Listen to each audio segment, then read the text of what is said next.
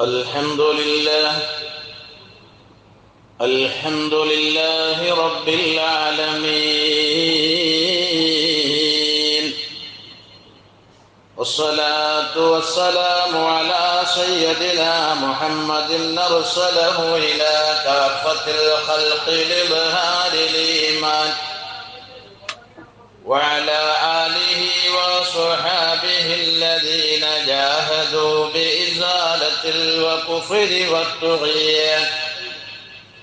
نحمده ونستعينه ونؤمن به ونتوكل عليه، ونعوذ بالله من شرور أنفسنا ومن سيئات أعمالنا.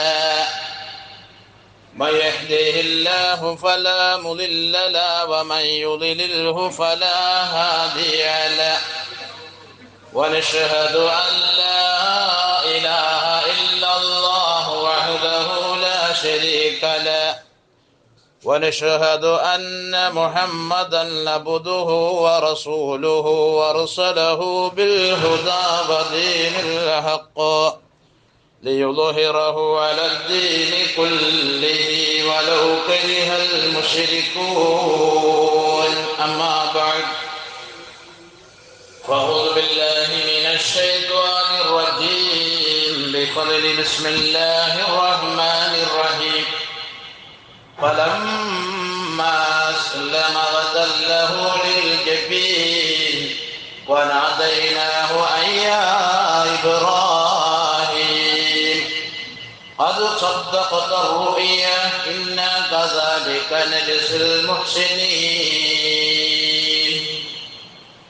الله أكبر الله أكبر، لا إله إلا الله والله أكبر، الله أكبر ولله الحمد.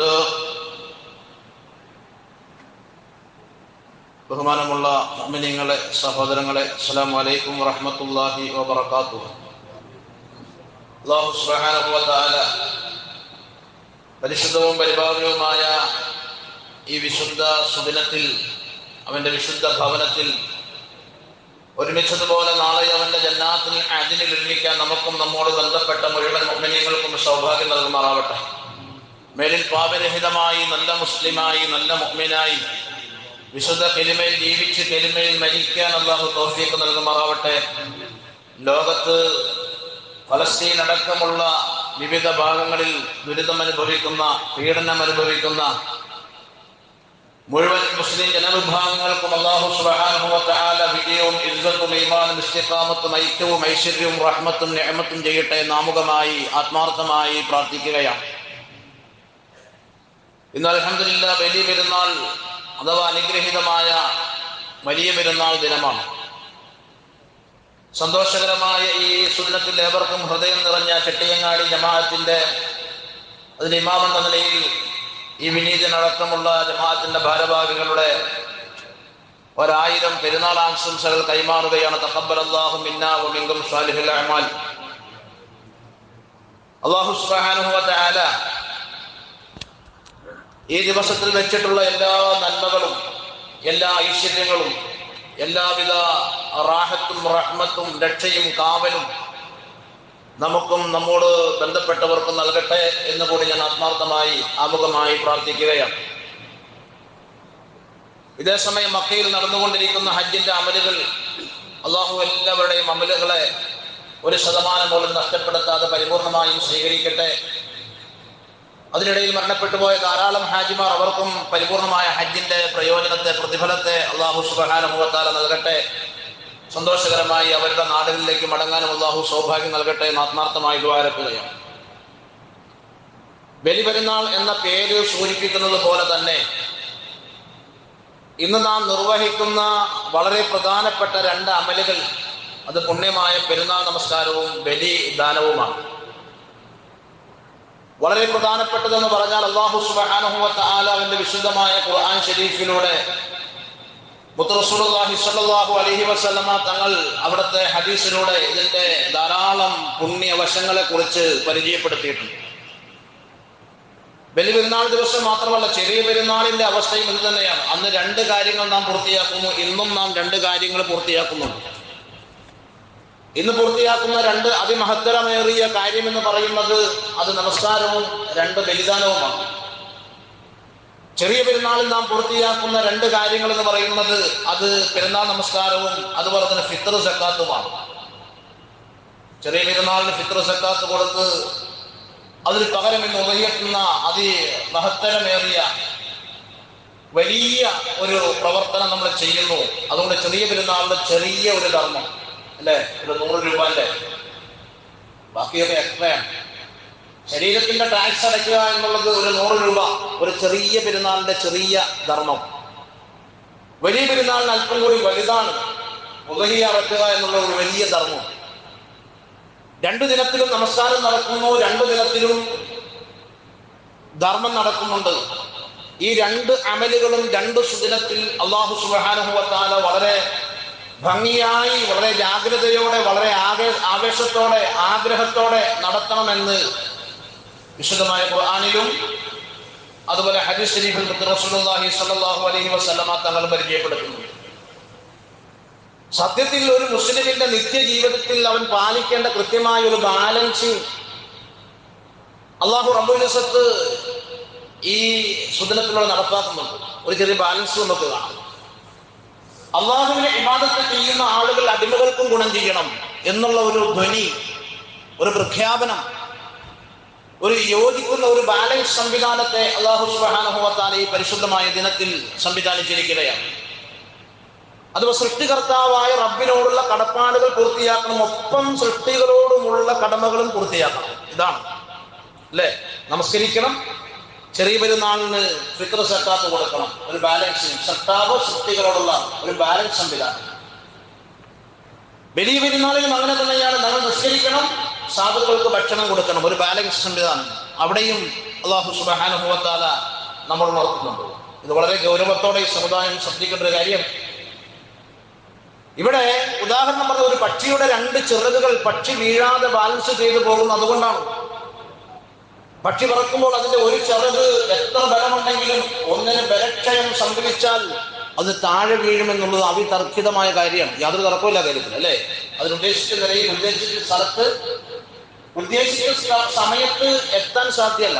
ഇത് തന്നെയാണ് ഈ ബാലൻസ് സംവിധാനം കൊണ്ട് അല്ലാഹു സുബ്ഹാനഹു വ തആല ഉദ്ദേശിക്കുന്നത്. എനിക്ക് നിങ്ങൾ നമസ്കാരം നിർവഹിക്കുന്നതോടൊപ്പം എൻ്റെ സൃഷ്ടികളോട്, മനുഷ്യകുലത്തോട്, മനുഷ്യേതര ജീവികളോട് ദയയുള്ളവരായിരിക്കണം, അനുകമ്പയുള്ളവരായിരിക്കണം, ആർദ്രതയുള്ളവരായിരിക്കണം, അവരുടെ സ്നേഹവാത്സല്യങ്ങൾ നിലനിർത്തുന്നവരായിരിക്കണം എന്ന് അല്ലാഹു സുബ്ഹാനഹു വ തആല. ഒന്നിന് തകരാറ് വന്നാൽ മറ്റൊന്നിന് തകരാറ് വരും. ഒന്നിൽ കൂടുതൽ ജാഗ്രത കാണിച്ചാൽ മറ്റു ഭാഗത്ത് ബലക്ഷയം സംഭവിക്കും. 2ഉം ഒരേ തുല്യമായ രീതിയിൽ കൊണ്ടുപോകണം എന്നാണ് മുത്ത് റസൂലുള്ളാഹി സ്വല്ലല്ലാഹു അലൈഹി വസല്ലം തങ്ങളും വിശുദ്ധമായ ഖുർആനും നമ്മൾ പരിചയപ്പെടുത്തുന്നു.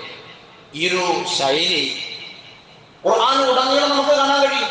അള്ളാഹുവിനെ ആരാധിക്കണം എന്ന് പറയുന്ന സ്ഥലത്ത് നിങ്ങളുടെ സഹജീവികളോട് സഹവർത്തിത്വം പുലർത്തേണ്ടതിന്റെ അനിവാര്യതകളും, മാതാപിതാക്കൾക്ക് ഗുണം ചെയ്യേണ്ടതിന്റെ അനിവാര്യതകളും, അയൽപക്ക ബന്ധം നിലനിർത്തേണ്ടതിന്റെ, സമൂഹ ബന്ധം നിലനിർത്തേണ്ടതിന്റെ, മിസ്കിന്മാരുടെ, അഗതികളുടെ, അനാഥകളുടെ, വിധവകളുടെ, നിരാലംബരുടെ ഒക്കെ വിയർപ്പ് അല്ലെങ്കിൽ അവരുടെ വിഷമം പരിഹരിക്കപ്പെടേണ്ടതിന്റെ അനിവാര്യതകൾ, അള്ളാഹുവിനെ ഇബാദത്ത് ചെയ്യണം, നിങ്ങൾ സുൽമാലുക്കളാകണം എന്ന് പറഞ്ഞ സ്ഥലങ്ങളിലൊക്കെ അള്ളാഹു റബ്ബുൽ ഇസ്സത്ത് ഇത് ചേർത്ത് പറഞ്ഞതായി നമുക്ക് കാണാൻ കഴിയും. വിശുദ്ധമായ ഖുർആനിൽ കാണാലോ, وَقَضَى رَبُّكَ أَلَّا تَعْبُدُوا إِلَّا إِيَّاهُ وَبِالْوَالِدَيْنِ إِحْسَانًا. ഖുർആൻ എന്താ പറഞ്ഞത്? وَقَضَى رَبُّكَ أَلَّا تَعْبُدُوا, ഞാൻ നിങ്ങളോട് കൽപ്പിക്കുകയാണ്, അള്ളാഹുവിനെ ഇബാദത്ത് എടുക്കാൻ ഞാൻ നിങ്ങളോട് കൽപ്പിക്കുകയാണ്. ഇത് അല്ലാഹു സുബ്ഹാനഹു വ തആല പറഞ്ഞിട്ട് അതിനോട് ചേർത്ത് തന്നെ അതിനിടയിൽ ഒരു ചർച്ചയില്ല. അതിനിടയിൽ ഒന്നും പറഞ്ഞില്ല. എനിക്ക് നിങ്ങൾ ഇബാദത്ത് എടുക്കണം എന്ന് പറഞ്ഞതിനോട് ചേർന്നിട്ട് തന്നെ അല്ലാഹ് പറഞ്ഞു, വബിൽ വാലിദൈനി ഇഹ്സാന, നിങ്ങൾ നിങ്ങളുടെ മാതാപിതാക്കൾക്ക് ഗുണം ചെയ്യണം.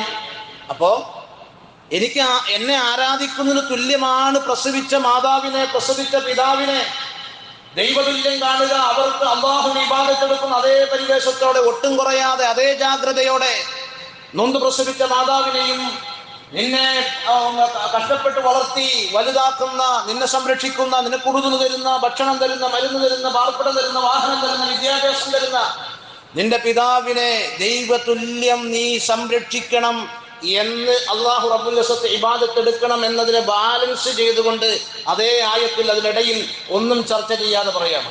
ഇത് ഗൗരവം നമ്മൾ മനസ്സിലാക്കും. അള്ളാഹു കാര്യങ്ങൾ കാര്യബോധത്തോടെ മനസ്സിലാക്കാൻ തൗഫീഖ് നൽകുമാറാവട്ടെ.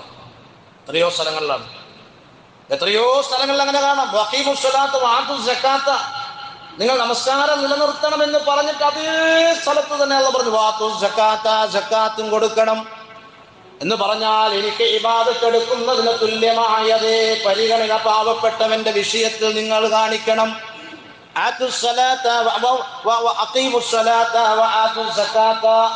നമസ്കാരം നിലനിർത്തുമ്പോൾ അതേപോലെ തന്നെ സാധുക്കളെ സഹായിക്കണം. ഇതാണ് അല്ലാഹു റബ്ബുൽ ഇസ്സത്തിന്റെ ബാലൻസ്. ഇത് നമ്മൾ ശ്രദ്ധിക്കാതെ പോവുകയാണ് പലപ്പോഴും.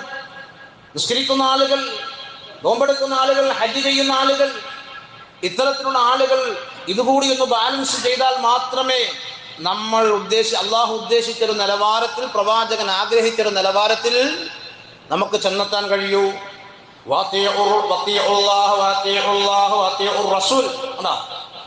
എന്നെ വഴിപ്പെടുന്നത് പോലെ തന്നെ അള്ളാഹുന്റെ നബിയെ, എൻ്റെ നബിയെയും പിൻപറ്റണം. എൻ്റെ നബിയെ നിങ്ങൾ അനുസരിക്കണം. എന്നെ അനുസരിക്കുന്നത് പോലെ തന്നെ. അതിനിടയിൽ ഒരു ചർച്ചയില്ല. ഇതാണ് ഞാൻ പറയുന്നത്. ഇത്തരത്തിൽ ആശയം വരുന്ന ഖുർആന്റെ ആയത്തുകൾ ഉടനീളം ഇത്തരത്തിൽ മാനുഷികപരമായ ഒരു ബാലൻസ് സംവിധാനത്തെ അല്ലാഹു സുബ്ഹാനഹു വ തആല കൊണ്ടുവന്നിട്ടുണ്ട്. അതാണ് ഈ വിശുദ്ധമായ പെരുന്നാൾ നമസ്കാരത്തിൽ നമ്മൾ ഊന്നി പറയേണ്ട, മനസ്സിലാക്കേണ്ട അടിസ്ഥാനപരമായ ഒരു കാര്യം. നമസ്കരിക്കണം, നിങ്ങൾ ഫിത്ർ സക്കാത്ത് കൊടുക്കണം.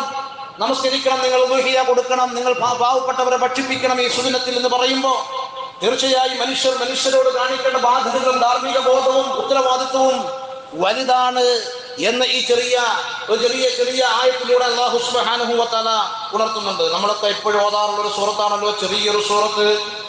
അറഅയ്തല്ലദീ യുകദ്ദിബു ബിദ്ദീൻ ഫദാലികല്ലദീ യദ്ഉൽ യതീം വലാ യഹുല്ലു അലാ തുആമിൽ മിസ്കീൻ. എന്താ പറഞ്ഞത്? എന്റെ വിശുദ്ധമായ മതത്തിനെ നിഷേധിക്കുന്ന, എന്റെ മതത്തിനോട് നിഷേധാത്മക സ്വഭാവം കാണിക്കുന്ന, മതത്തിനോട് പുറംതിരിഞ്ഞു നിൽക്കുന്ന, ദീനിനോട് പുറംതിരിഞ്ഞു നിൽക്കുന്ന ദീനിന്റെ നിഷേധികളാരാണെന്നറിയുമോ നബിയെ എന്ന് അല്ലാഹു റബ്ബുൽ ഇസ്സത്ത് മുത്ത് നബിയോട് ചോദിക്കുകയാണ്. എന്റെ വിശുദ്ധമായ മതത്തെ, വിശുദ്ധമായ ഇസ്ലാമിനെ, വിശുദ്ധമായ ശരീഅത്തിനെ, വിശുദ്ധമായ ഖുർആനിനെ നിഷേധിക്കുന്ന നിഷേധി ആരാണെന്നറിയുമോ നബിയേ?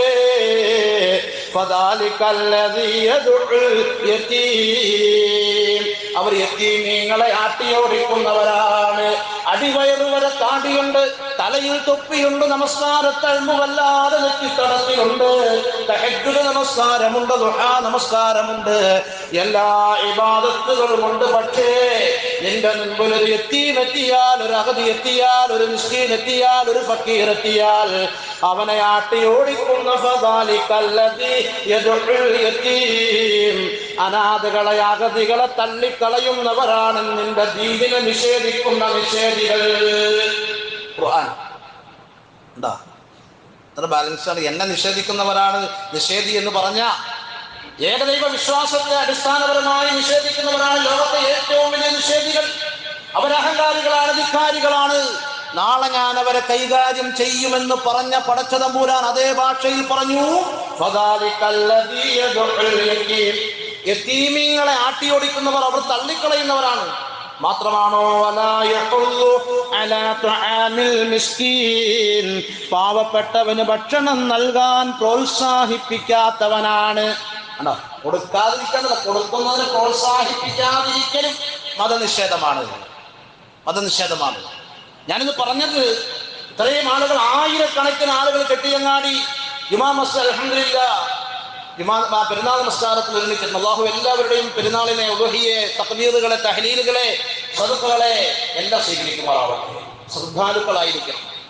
ഈ ഒരു ബാലൻസ് സംവിധാനം ഉണ്ടെങ്കിൽ മാത്രമേ സമുദായത്തിൽ പിടിച്ചു നിൽക്കാൻ കഴിയൂ. അതുകൊണ്ടാണ് ഇബാദത്ത് എടുക്കണമെന്ന് പറഞ്ഞ സ്ഥലങ്ങളിലൊക്കെ മാനുഷിക പരിഗണന ഉണ്ടായിരിക്കണമെന്ന് അല്ലാഹു റബ്ബുൽ ഇസ്സത്ത് എടുത്തെടുത്ത് പറയാനുള്ള കാരണം. വലാ യഹല്ലു വലാ തുആമിൽ മിസ്കീൻ, പാവപ്പെട്ടവനെ സഹായിക്കണമെന്ന് അല്ലാഹു റബ്ബുൽ ഇസ്സത്ത് പറഞ്ഞിട്ട് അതിന്റെ അവസാനമായി കൊണ്ടുവന്ന് നിർത്തുന്നത് വയം നഊനൽ മാഊൻ, പരോപകാരങ്ങളെ തടയുന്നവനും നിഷേധിയാണ്. വെറും നിഷേധിയല്ല, അള്ളാഹുവിനെ നിഷേധിക്കുന്നവൻ, പ്രവാചകനെ നിഷേധിക്കുന്നവൻ, ഖുർആനിനെ നിഷേധിക്കുന്നവൻ, സുന്നത്തിനെ നിഷേധിക്കുന്നവൻ, ശരീഅത്തിനെ നിഷേധിക്കുന്നവൻ, അള്ളാഹുവിനെ നിഷേധിക്കുന്നവനാണ് വയംനഊനൽ മാഊൻ. ഒരു മുട്ടുസൂര്യ കൊണ്ടെങ്ങാനുമുള്ള ഉപകാരം ആർക്കെങ്കിലും നീ തടഞ്ഞു വെച്ചാൽ, നിന്റെ അയൽപക്കക്കാര് വന്നുകൊണ്ട് ഒരു സ്പൂൺ ഉപ്പ് ചോദിച്ചാൽ, ഇതിനെ തഫ്സീർ ചെയ്തുകൊണ്ട് മഹാരഥന്മാരായ പണ്ഡിതന്മാര് പറഞ്ഞു വെക്കുന്നുണ്ട്. മഹാരഥന്മാരായ പണ്ഡിതന്മാര് വയംനഊനൽ മാഊൻ എന്ന് പറയുന്ന ആയത്തിനെ അതിനെ ഉദ്ധരിച്ചുകൊണ്ട്, അതിനെ വ്യാഖ്യാനിച്ചുകൊണ്ട് പറയുന്നത് എന്താണെന്നറിയോ? നീ കത്തിക്കാൻ ഉപയോഗിക്കുന്ന 1 രൂപ മുടക്കുള്ള ഒരു തീപ്പെട്ടിയുടെ കമ്പ് നിന്റെ അയൽപക്കത്തുള്ള സഹോദരി വന്നുകൊണ്ട് ചോദിക്കുന്നു, ഒരു തീപ്പെട്ടിയുടെ കമ്പ് വേണമെന്ന്. ആ സഹായം പോലും നിനക്ക് ചെയ്യാൻ കഴിയില്ലെങ്കിൽ, ഒരു സ്പൂൺ ഉപ്പ് നിന്റെ അയൽപക്കക്കാരിക്ക് സഹായിക്കാൻ നിനക്ക് കഴിയില്ലെങ്കിൽ, ഒരു തുള്ളി ഉപ്പെന്ന് വിശുദ്ധമായ ഖുർആനിനെ വ്യാഖ്യാനിച്ചുകൊണ്ട് പറഞ്ഞത് ഉപ്പെത്രയോ നിസ്സാരമായ വസ്തുവാണ്, അതിനെത്രയോ വില കുറഞ്ഞ വസ്തുവാണ്. തീപ്പെട്ടിയുടെ കമ്പെത്രയോ വില കുറഞ്ഞ വസ്തുവാണ്. 50 പൈസ പോലും മുടക്കില്ലാത്ത ഒരു സ്പൂൺ ഉപ്പിന്റെ ഉപകാരം തടയുന്ന പെണ്ണ്, ഉപകാരം തടയുന്ന മുസ്ലിമേ, അല്ലാഹു റബ്ബുൽ ഇസ്സത്ത് പറയുകയാണ്, എന്റെ മതത്തെ നിഷേധിക്കുന്നവരാണ് നിങ്ങൾ. അതുകൊണ്ട് നിന്റെ സഹജീവികളോട് സഹവർത്തിത്വം ഉണ്ടാകണം. മുഅ്മിനോടെന്നല്ല പറഞ്ഞത്, അയൽപക്കത്തുള്ളവൻ ഹൈന്ദവനാകട്ടെ ക്രൈസ്തവനാകട്ടെ, മതമുള്ളവനാവട്ടെ മതമില്ലാത്തവനാവട്ടെ, പരോപകാരത്തെ തടഞ്ഞാൽ അവൻ മതനിഷേധിയാണ്. അതുകൊണ്ട് നിസ്കരിക്കുന്ന എൻ്റെ സഹോദരങ്ങൾ വളരെ ശ്രദ്ധാലുക്കളായിരിക്കണം. നമ്മൾ ആ കാര്യത്തിൽ വളരെ മുമ്പിലാണ്. അതൊന്നും തർക്കമുള്ള കാര്യമല്ല.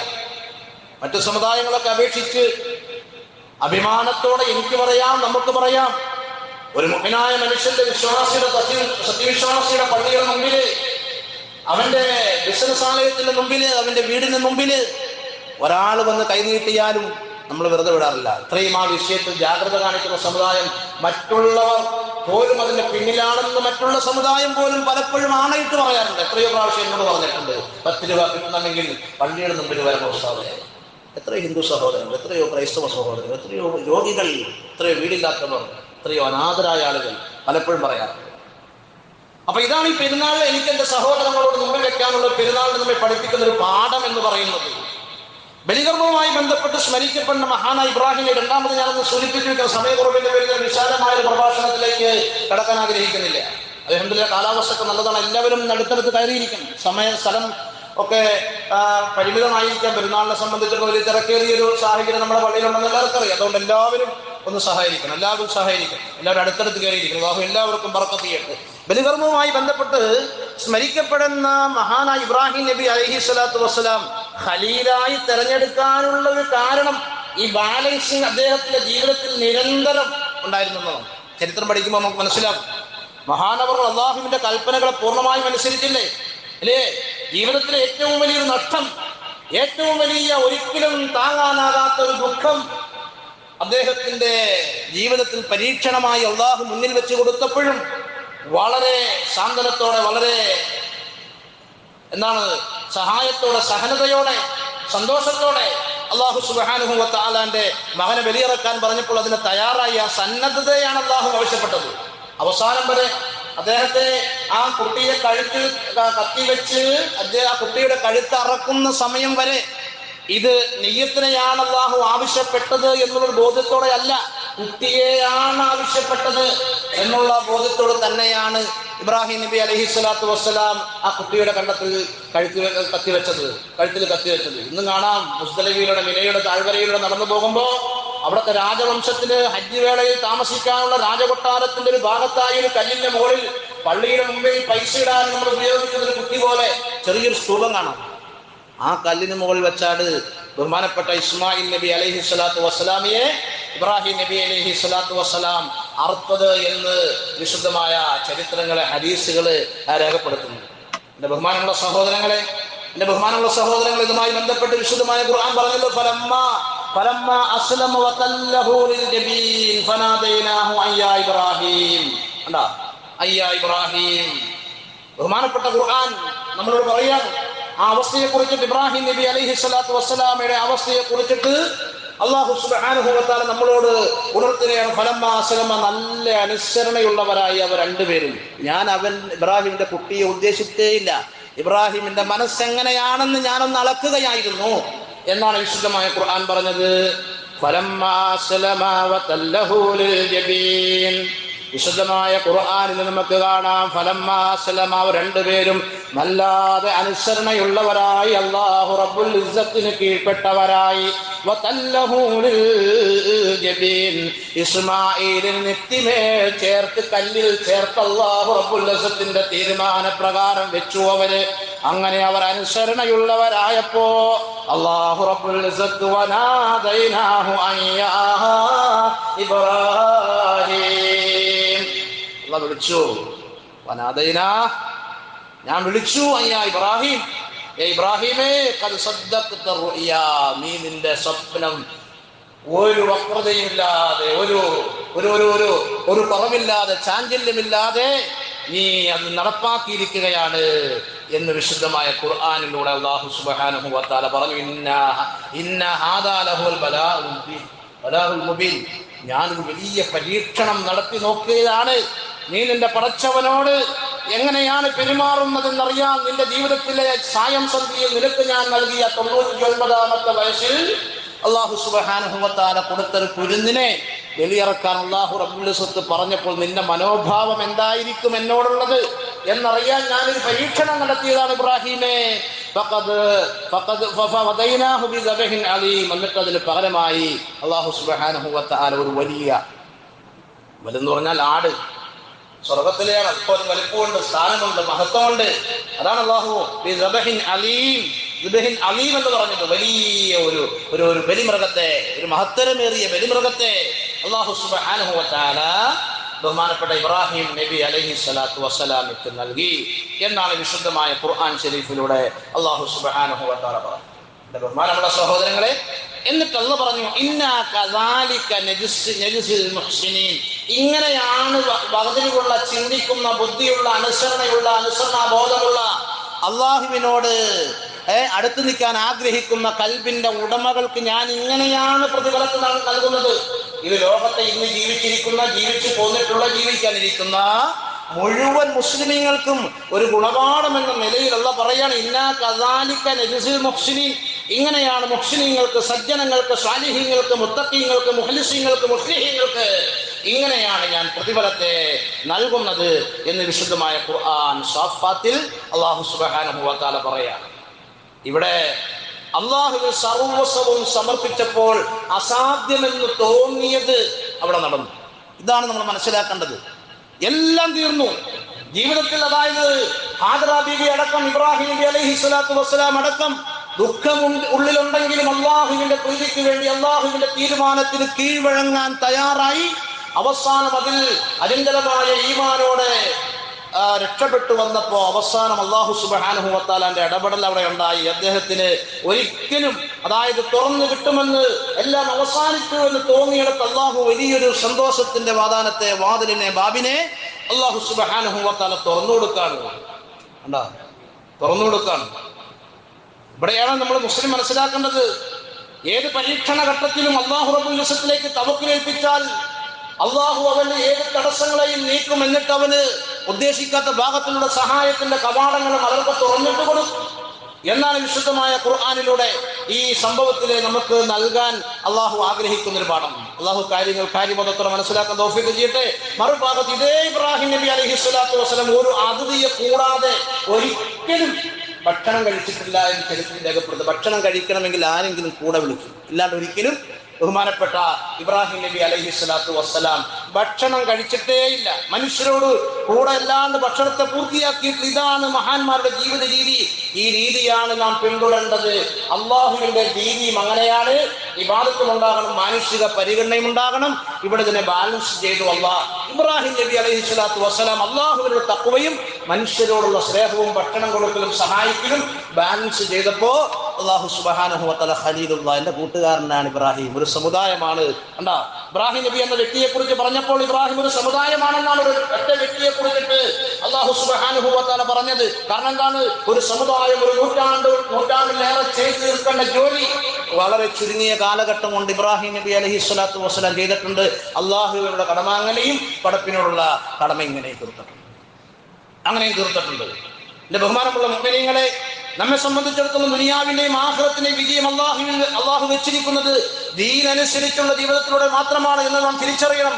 അങ്ങനെ ജീവിച്ചാൽ അള്ളാഹു നമ്മെ ചേർത്ത് പിടിക്കും, അവന്റെ സഹായം അപ്രതീക്ഷിതമായി ഉണ്ടാകും എന്നാണ് വിശുദ്ധമായ ഖുർആൻ അതുപോലെ ഹദീസൊക്കെ പറയുന്നത്. അല്ലാഹുവിന്റെ പ്രവാചകൻ പറഞ്ഞു,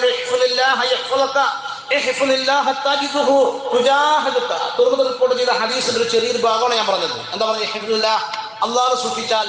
അള്ളാഹുവിനെ സൂക്ഷിച്ചാൽ എന്ന് പറഞ്ഞാൽ ദീനിന്റെ നിയമസംഹിതകളെ, ദീനിന്റെ അതിർ വരമ്പുകൾ ലംഘിക്കാതെ അതിന്റെ നിയമസംഹിതകളെ ചങ്കോട് ചേർത്താൽ അള്ളാഹു നിന്നെ സൂക്ഷിക്കും. അള്ളാഹു നിന്നെ സൂക്ഷിക്കും. നീ അള്ളാഹുവിനെ സൂക്ഷിച്ചാൽ അള്ളാഹു നിന്നെ സൂക്ഷിക്കും. നീ പരിപൂർണമായും അള്ളാഹുവിനെ സൂക്ഷിച്ചാൽ അള്ളാഹുവിനെ നിന്റെ മൂക്കിന് മുമ്പിൽ നിനക്ക് കാണാൻ കഴിയും എന്നാണ് വിശുദ്ധമായ ഹദീസിലൂടെ അള്ളാഹു സുബ്ഹാനഹു വ തആല പ്രവാചകൻ നമ്മൾ ഉണർത്തുന്നത്. അതുകൊണ്ട് ഈ ആധുനിക നമ്രൂദുമാർ അവരുടെ തീക്കുണ്ടാരങ്ങളുമായി രംഗത്തിപ്പോഴുണ്ട് അല്ലെ. ഇബ്രാഹിം നബി അലൈഹി സ്വലാത്തു വസ്സലാമയുടെയും ഇബ്രാഹിം നബിയുടെ വിശ്വാസ പ്രമാണങ്ങളെയും തീയിലിട്ട് കരിക്കാൻ ശ്രമിച്ച നമ്രൂദിന്റെ കുതന്ത്രങ്ങളുമായി 1000 ആർജവത്തോടെ ഇന്നും ലോകത്തെമ്പാടും പ്രത്യേകിച്ച് ഇന്ത്യ രാജ്യത്തടക്കമുള്ള മുസ്ലിം പ്രദേശങ്ങളിലൊക്കെ നമ്രൂദുമാർ അവരുടെ തീക്കുണ്ടാരങ്ങൾ ഒരുക്കി നോക്കിയിരിക്കുകയാണ്. ആധുനിക ബറോവമാര് കൊല്ലും കൊലയുമായി ഇപ്പോഴും രംഗത്തുണ്ട്. എതിരാളികളായി ഇബ്രാഹിമും ഇസ്മായിലും അടങ്ങുന്ന ഈ സമുദായം ജാഗ്രതയോടെ മുമ്പിൽ എപ്പോഴും ഉണ്ടാകണം. ഇതാണ് നമ്മൾ പഠിക്കേണ്ട പാഠം. ഈ പെരുന്നാളിന് മുമ്പ് പോലും കാലിക്കടത്തിന്റെ പേരിൽ പറഞ്ഞിട്ട് വിശ്വാസികളെ തല്ലിക്കൊന്നില്ലേ?